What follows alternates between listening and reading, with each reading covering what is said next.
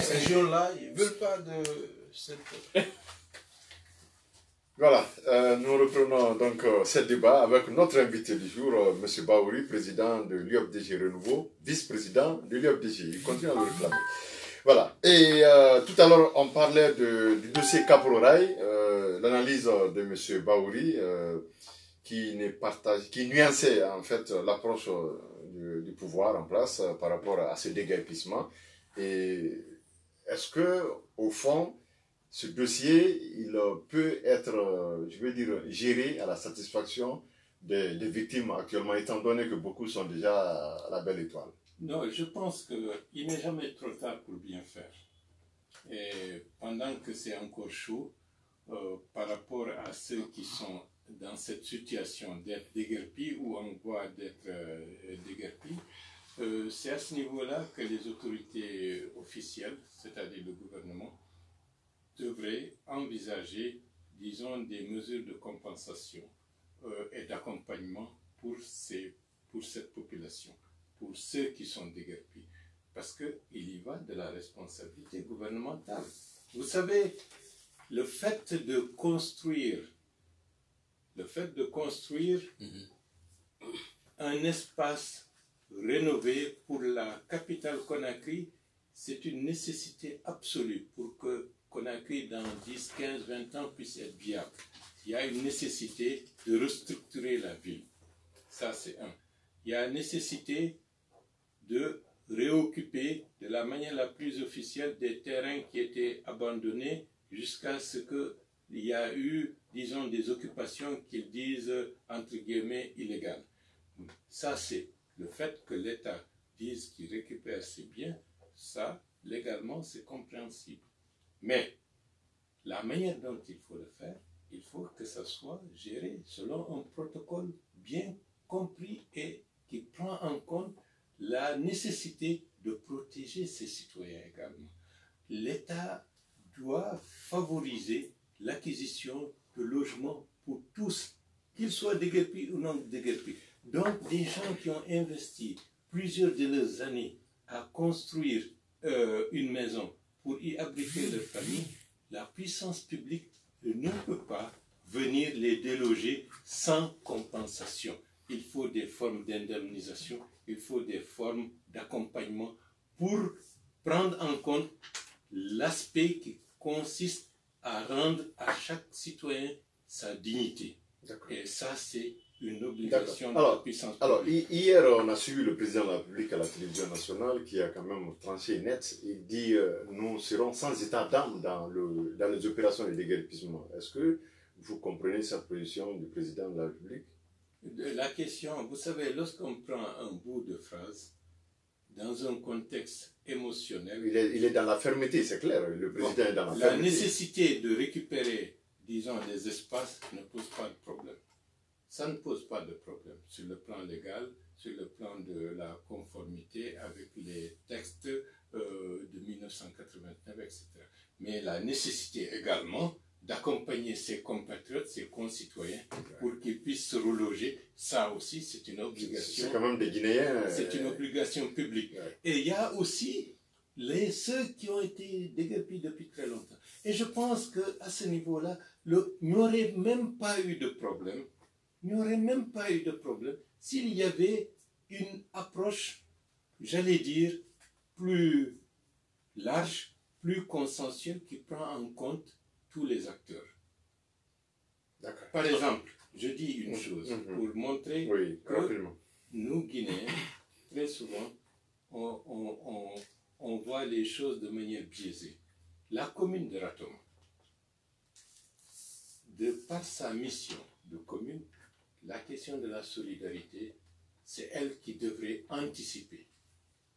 Les autorités ministérielles gouvernementales auraient dû prendre contact avec la commune pour dire à tel moment, selon cet acte juridique, il y aura démolition de tel lot, tel lot, tel lot, tel lot, avec que ce soit placardé, que ce soit les citoyens concernés reçoivent par voie de huissier la note pour dire dans 3 mois, il y aura ça.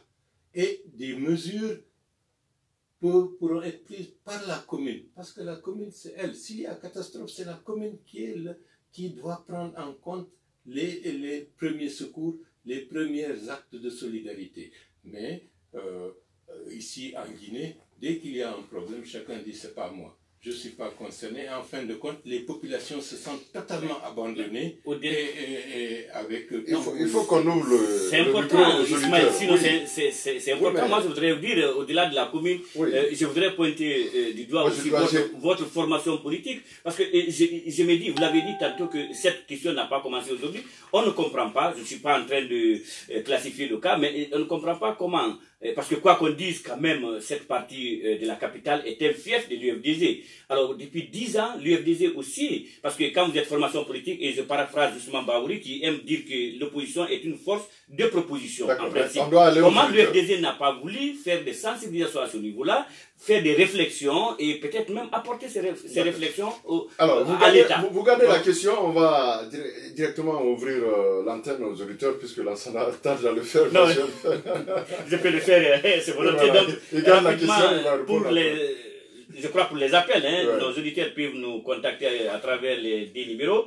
Il y a d'abord le 666 75 75 75, ensuite le 621 48 48 48, et pour nous envoyer des SMS, vous avez le 655 75 75 75. Est-ce que c'est suffisant? Je reviens une dernière fois. Voilà, pour les appels, vous avez le 666 75 3 fois. Vous avez le 621 48 3 fois. Maintenant, pour vos SMS, vous avez le 655 et 75 3 fois. Voilà. Aussi des chiffres rapidement. Vous savez que cette émission est synchronisée sur 88.7, donc Radio Mercure Conakry. Et selon la direction générale de Savary FM, 5 87 222 Guinéens écoutent cette émission. En ce moment même. C'est un plaisir et c'est un grand honneur. Et alors, nous prenons ce premier auditeur rapidement, monsieur le vice-président. Allô? Bonjour. Paris Alpha de Sangoya, allez-y.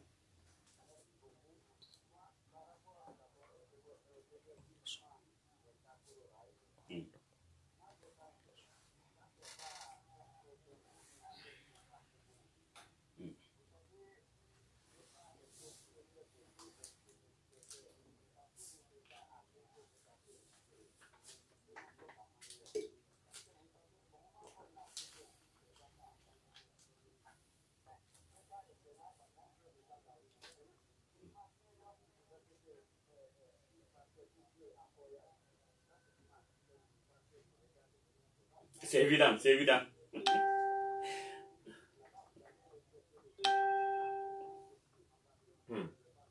Ouais.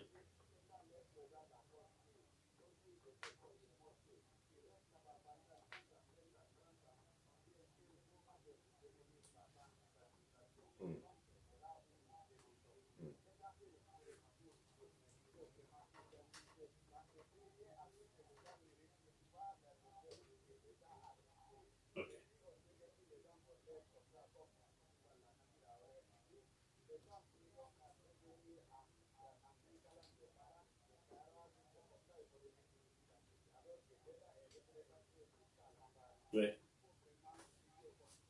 Merci. D'accord.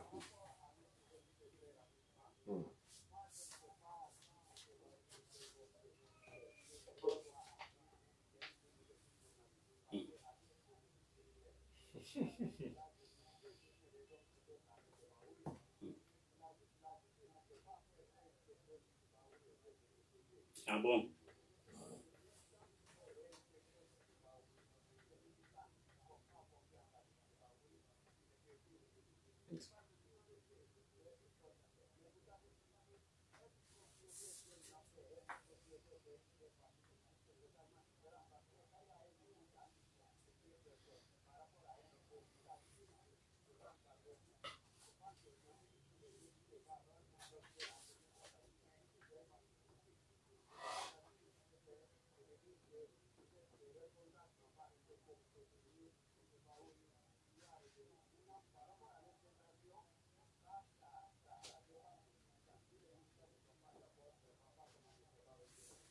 D'accord. Je n'ai pas besoin de vos conseils. Monsieur Barry, on a beaucoup d'appels. Alors. Ok. Non, oui, sauf que oui, sauf que vous n'avez aucune preuve que les militants de l'UFDG ne sont pas prêts à accepter Bahouri. Vous n'en avez pas de preuve. C'est ça. Il est parti, je crois. Hein. Allô? C'est important. Le débat, c'est aussi, l'unité, c'est aussi avec les auditeurs. Vous êtes là? Non, il y a deux choses qu'il vient d'affirmer. La première des choses, c'est une absurdité totale. Qu'est-ce que c'est que l'état de droit? C'est-à-dire que dans le cas d'un conflit, quelle que soit la nature du conflit, le droit prime sur tout le reste. À partir du moment, et c'est à ce niveau-là qu'on souhaite que la justice fasse correctement les choses pour ne pas brimer les droits des uns et des autres, que la justice rende correctement le droit en conformité avec les textes. Et à partir de ce moment-là, ça devient force de loi. La décision judiciaire devra s'appliquer avec toute sa rigueur.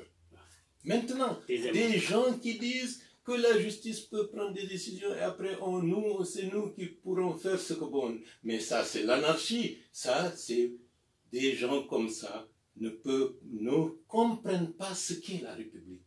Ils ne comprennent pas ce qu'est un état de droit. Ils vont réclamer démocratie, état de droit, mais en fait, leur formation en termes d'agents politiques est insuffisante et elle n'est pas en conformité avec l'esprit d'un état de droit. Ça, c'est une première chose. Deuxième chose, on va aller un peu plus vite, il y a beaucoup qui attendent. Je ne veux pas entrer dans les détails, mais Zakaria a dit l'essentiel. Aujourd'hui, les responsables de l'IFDG, beaucoup qui sont à l'extérieur et beaucoup qui sont à l'intérieur, sont en train de se concerter pour dire qu'il faut que Bahouri revienne au sein de l'IFDG parce que sinon l'IFDG n'ira nulle part. Alors, on va prendre cet auditeur. Allô? Allô, oui, bonjour, vous allez bien? Bonjour. C'est monsieur Ba Sala depuis Kobaya. Monsieur Ba Sala Kobaya. Sala depuis Kobaya. Ok, vous avez une question? Oui, deux à trois questions à monsieur Bahouri. Rapidement. Allez-y, puisqu'il y a beaucoup d'autres qui patientent. Ok, bonjour monsieur Bahouri. Je voudrais vous demander, vous avez construit en hauteur de combien de villes pour soutenir les gens de Kapouraï? Deuxièmement, votre renouveau est dans quel positionnement politique? Soit de l'opposition, vous êtes de la mouvement, vous êtes du centre. Troisièmement, est-ce que vous êtes contre le maintien au pouvoir au professeur Afakode? Alors, la première question, reprenez-la s'il vous plaît. C'est bien noté. Okay, il dit combien, merci à partir de beaucoup. combien M. Bahouri a contribué pour soutenir les gens de Kapouraï. D'accord, merci beaucoup. Vous avez contribué à hauteur de combien? Ça, je ne veux pas le dire. Voilà. Et ce n'est pas ça qui est essentiel. Il a dit votre formation renouveau politique, à quelle orientation politique? Ce n'est pas les gens de Kapouraï ne demandent pas le monde. Les gens de Kapouraï demandent la dignité et le respect de leurs droits. Et là, moi, ce que je peux faire, à mon niveau et à ma position, c'est de veiller et de faire en sorte que l'État assume sa part de responsabilité vis-à-vis de ses compatriotes qui sont aujourd'hui déguerpis en les indemnisant ou en ayant disons, des mesures d'accompagnement et de réparation. Ça, c'est la première chose.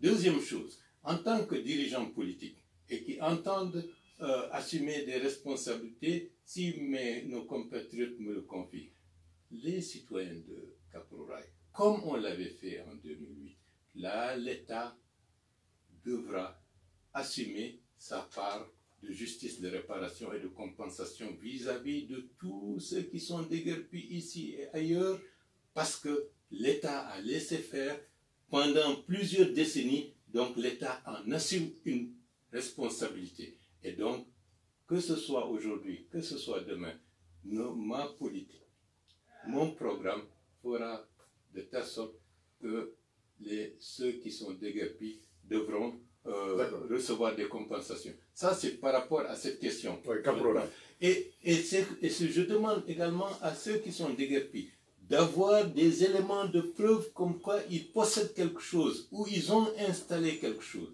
Parce que demain, il ne faudrait pas que ce soit pour dire « Ah, tout le monde sait que j'étais là ». Il faut des éléments de preuve vérifiables comme quoi vous aviez occupé à un moment donné une certaine parcelle, vous avez construit une maison. Il faut des traces pour que demain, dans le cadre d'une autre gestion gouvernementale, que la question soit bien prise en compte. Et troisième chose, au ministère de l'Urbanisme, les anciens déguerpis, il y a des archives qui ont été, en 2008, prises en compte pour leur donner des parcelles de terre dans les préfectures de Koya, d'Ibreka et Forêt-Caria, dans une mesure de compensation et de réparation. Donc, je pense que des dossiers comme ça ne sont pas clos. Ceux qui sont en situation de responsabilité vont agir d'une certaine manière.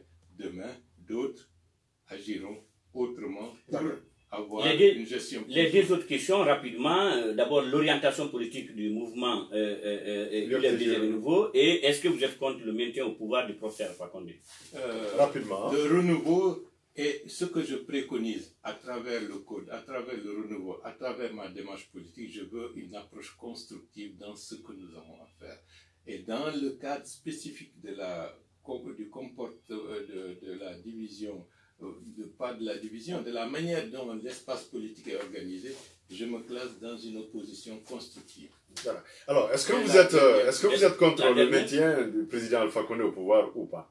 Mais le président Alpha Condé est dans la plénitude de sa fonction. Il assume son mandat conformément aux élections de 2015 et le mandat est en cours. Cette question me semble inappropriée. D'accord. Alors voilà qui est bien dit au moins. On va prendre un autre auditeur ici ou là-bas, je ne sais pas, peut-être ici. Allô? Allô? Oui. Bonjour. Ça va très bien. Présentez-vous. Présentez-vous s'il vous plaît, vous nous appelez d'où? Je m'appelle le commissaire, c'est Laï Barou Kourouma. Laï Bari Kourouma. Laï Barou Kourouma. Ah, Laï Barou Kourouma. Barou. Oui. Barou. Oui. Nous vous écoutons, vous nous appelez depuis Kouroussa. Merci beaucoup, nous écoutons. Précisément à Saraya, dans la sécurité des Indiens. Ah, d'accord, Saraya.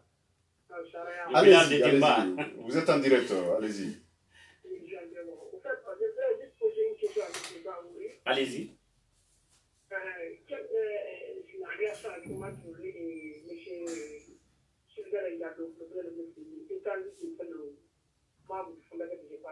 D'accord. Merci, M. Kourouma. Merci beaucoup. Vos relations ça va avec... Bon. Ok, merci et bonne journée à vous. Non. Merci beaucoup, je me suis impatiemment. Merci. Merci beaucoup. Merci, M. Barou Kourouma. Je n'ai pas de relation particulière au point de vue amical aujourd'hui avec l'actuel président de l'UFDG. Mais je dis et j'ai répété, dans le cadre de la résolution du conflit de l'UFDG, je suis prêt à m'asseoir autour de la table avec l'actuel président de l'UFDG pour envisager les voies et moyens de trouver des solutions à la crise qui mine l'UFDG. Cela ne veut pas dire, pour autant, que vous faites des démarches comme certains l'ont qualifié dans les semaines passées. Est-ce que pour peut-être repréciser, pour compléter la question de l'auditeur, est-ce que vous êtes prêt à ce titre-là de faire des concessions? vous savez, c'est pour cela nos parents ou nos ancêtres disent, quelle que soit l'amitié que tu as vis-à-vis de quelqu'un, il faut toujours laisser un petit espace où vous allez pouvoir vous discuter. Et quelle que soit l'animosité qui existe entre toi et quelqu'un d'autre, il faut toujours laisser un espace où vous allez pouvoir vous retrouver. Mais si par contre, dans votre démarche, vous êtes allé sans rien laisser pour que demain qu'on puisse s'asseoir et se retrouver. Pour laisser une fenêtre. Vous n'avez rien laissé, alors vous en assumerez les conséquences. D'accord. Alors, on prend un autre auditeur rapidement. Allô? Je pense qu'ils sont beaucoup... ils sont... Oui, bonjour. Monsieur Kamara depuis Taouya.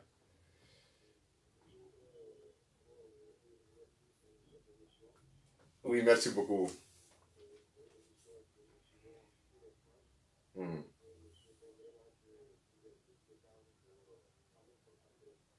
D'accord.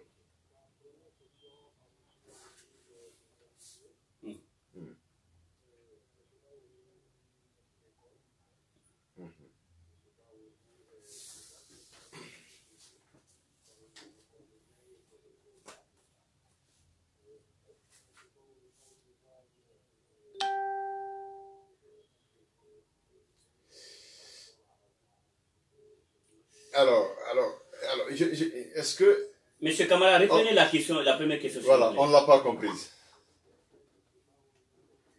Oui. La question.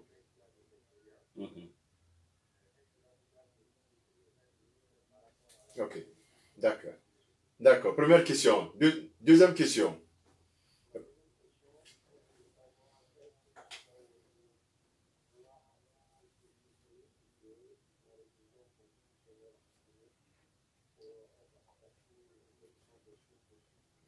D'accord. Ok. Merci, M. Camara. C'est Barou, vous avez des questions. Merci beaucoup. Par rapport au livre, j'y pense. Une certaine sérénité d'esprit et de tranquillité. Absolument. Pour pouvoir le faire. Je vous en accorde. Donc, je pense que je le ferai et c'est urgent. Même moi, je le ressens de la nécessité de coucher sur papier certaines idées. Comme je l'avais fait en fin 86, avant de rentrer définitivement en Guinée, j'avais fait une brochure de 72 pages intitulée La Guinée autrement. On va remettre ça dans le circuit pour montrer que ce que j'avais écrit.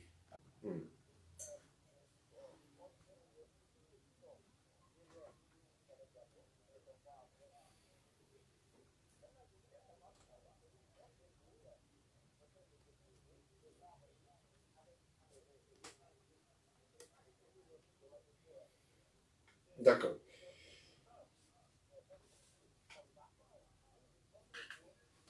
D'accord. Merci beaucoup. La question est notée. Merci beaucoup, M. Diallo, qui nous appelle depuis Bambeto. Alors, la question est de savoir comment vous comptez faire pour revenir au sein de l'UFDG. Allez-y. Allez-y. Le processus est en marche. Et vous savez, chacun est comptable de ce qu'il a fait. Mais j'ai le dos large. Il y a des choses, comme je viens de le dire tout à l'heure, quelle que soit votre animosité vis-à-vis de quelqu'un, il faut toujours laisser une marge où vous pourrez vous retrouver un jour. Et en toute chose, il faut appliquer ce principe. C'est un principe de sagesse de notre terroir et c'est une bonne chose. Il y a des gens qui ont insulté Bahouri, qui ont dit des tas de choses, mais ça c'est le passé, c'est demain qui compte.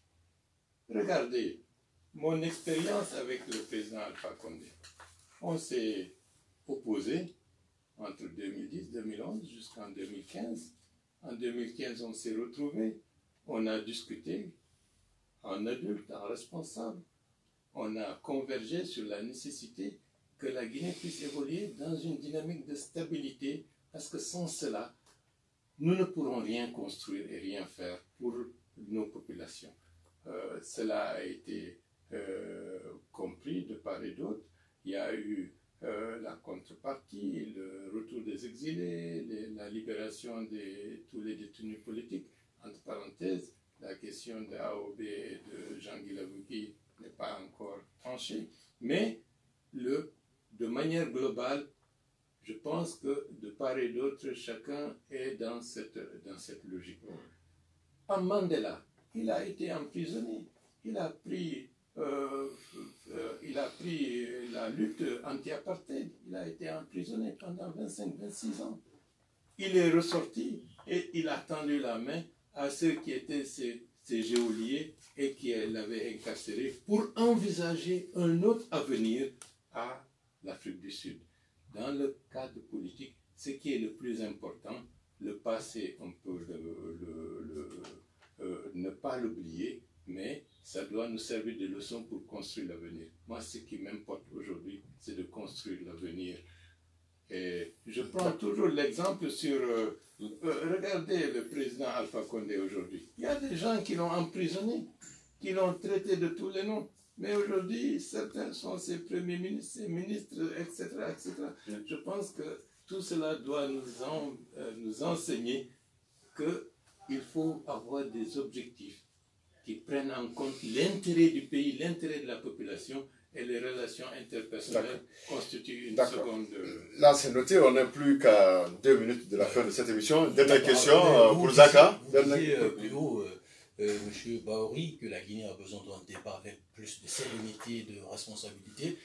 Un auditeur disait que vous êtes une école et pas que vous, c'est l'événement, c'est une école, mais je peux en déduire que vos différents interpersonnels restent une très mauvaise leçon pour les Guinéens.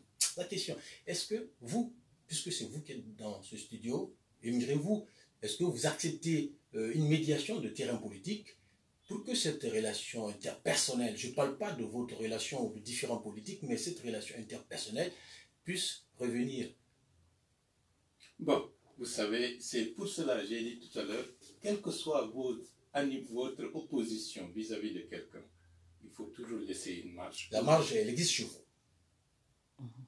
À partir du moment où j'ai tenté de vous tuer et que quelqu'un d'autre est mort, on ne peut pas ressusciter celui qui est mort.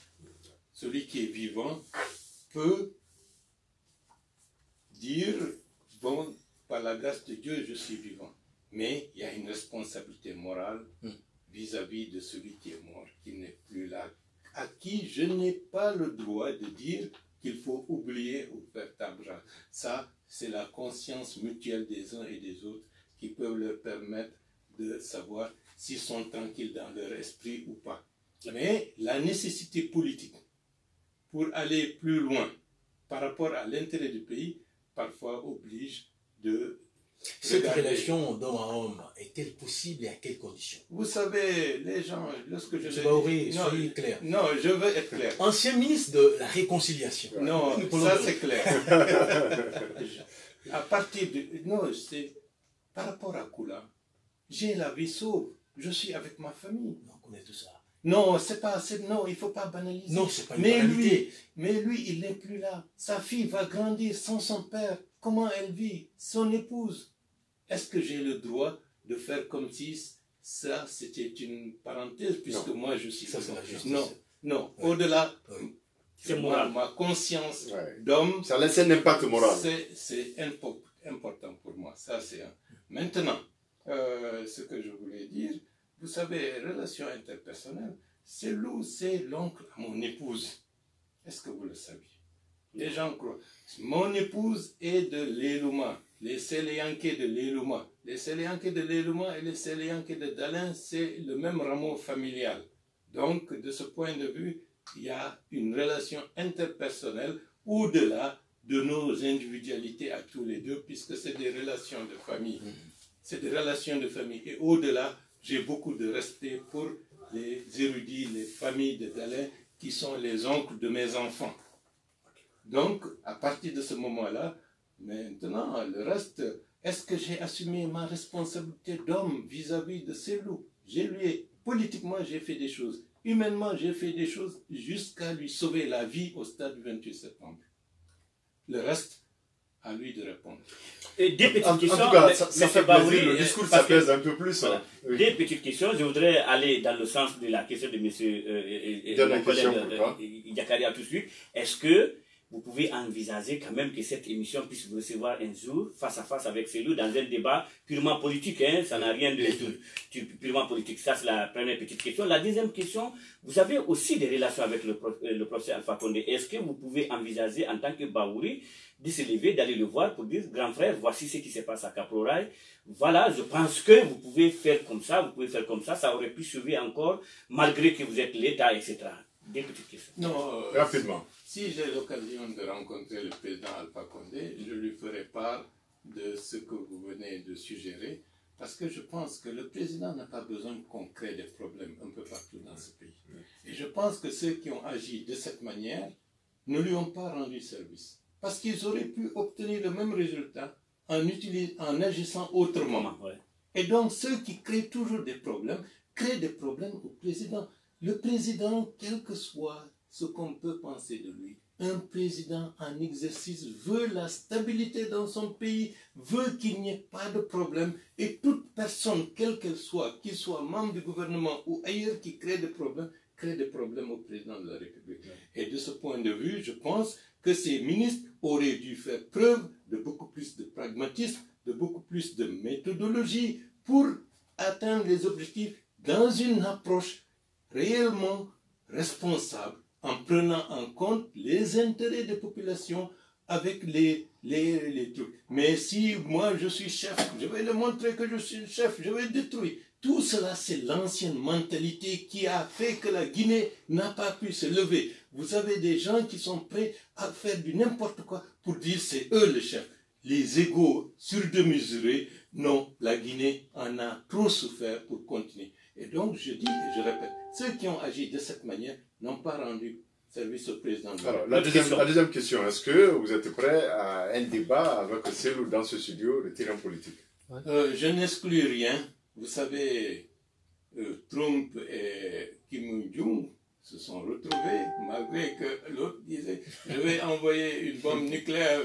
Donc c'est pour dire que sur le terrain politique, vous pouvez toujours vous retrouver autour d'une table de discussion de manière sereine avec des gens avec lesquels vous vous êtes disputés et pour peut-être même que vous êtes en train de vous disputer, mais que vous ayez la capacité de se retrouver, discuter, parce que c'est ça qui permet de faire avancer les choses. Alors, à mon tour de poser la dernière question. Alors, avant de poser la question, je voudrais quand même rappeler cette statistique voilà, qui nous flatte un peu.